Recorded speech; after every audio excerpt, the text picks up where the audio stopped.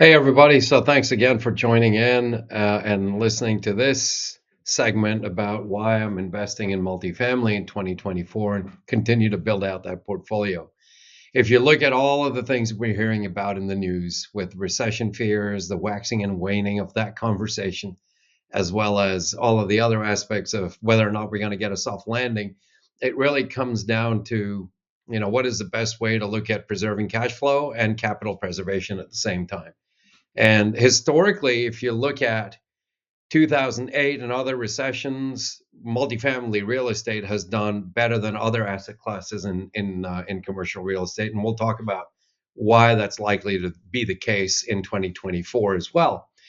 So one thing that I will say is, if you could please take a look at the comment below and sign up for those 22 emails that I'm sending out, basically just education on commercial real estate. It goes after some of the easy topics, the moderate topics, and then some of the more advanced topics. A lot of these videos will connect to that.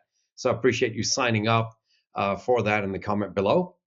There are 5 reasons why I'm looking at and continue to be focused on building out the portfolio in 2024 and beyond. One is the historical performance during recessions. Number two, the demand resilience, and people need a place to live no matter what's going on. Number three, the impact of economic shifts, and really looking at how other sectors in real estate are impacted more so than multifamily. And then number four is investor interest, where the institutional money goes and why it goes into these types of asset classes. And then the last point is really around 2024 market forecast. So going through each one of those, the first one, historical performance. When we look at what happened in 2008, multifamily real estate compared to commercial, retail, and office space recovered much quicker in terms of rent recovery than other asset classes and had the lowest vacancy rates in compared to in comparison to the other asset classes. And so that's an indicator in 2008, a major global financial crisis, and why we expect that resilience to kind of persist through economic shifts as they happen. Number two is demand resilience. The bottom line there is people need a place to live, no matter what's going on. And you typically find the Class B, Class C properties are where, when people are downsizing, seem to be the kinds of assets where there's always strong demand. So that's kind of self-explanatory. Number three is the overall impact of economic shifts. When you see consumer spending slow down, that will impact retail. Economic cycles will also affect office spaces. And so looking at that, coupled with supply chain disruptions, as we've seen over the last year or two, those types of things can have more of an impact on other asset classes, and kind of comes back to people need places to live. Now, this is usually going to be in places that are, close to major metroplexes, and there's strong demand for labor, et cetera. I've mentioned that in some of the previous videos as well.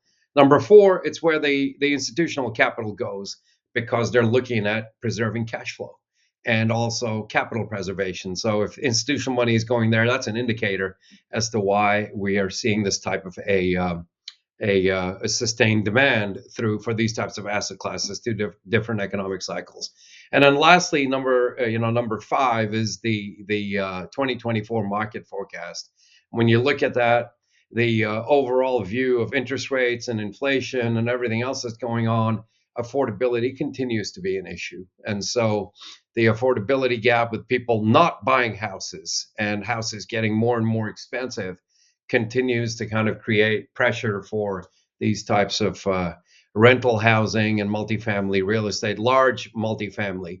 I'm not talking about the 8, 10, 12 unit deals. These are 150, 200, 300 plus types of asset classes, because they offer a lot of resilience in terms of the overall stability of the cash flow. So really quickly, the 5 things: historical performance through recessions. Number two, when you look at the overall demand resilience across people needing a place to live as a downsize. Number three, the impact of economic shifts. And then number four, investor interest and smart money, where the institutional capital goes. And then lastly, number five is the 2024 market forecast. So those are my reasons as to why I continue to build out the multifamily real estate. I'm having a lot of fun doing it, and love to kind of engage with you all. If you want to subscribe to the series below, the 22 email series below. There's also on the website, you could set up some time to talk about these types of assets with me as well. Certainly look forward to your comments and feedback to these videos. And once again, thanks very much for watching, and feel free to like and share. Thank you.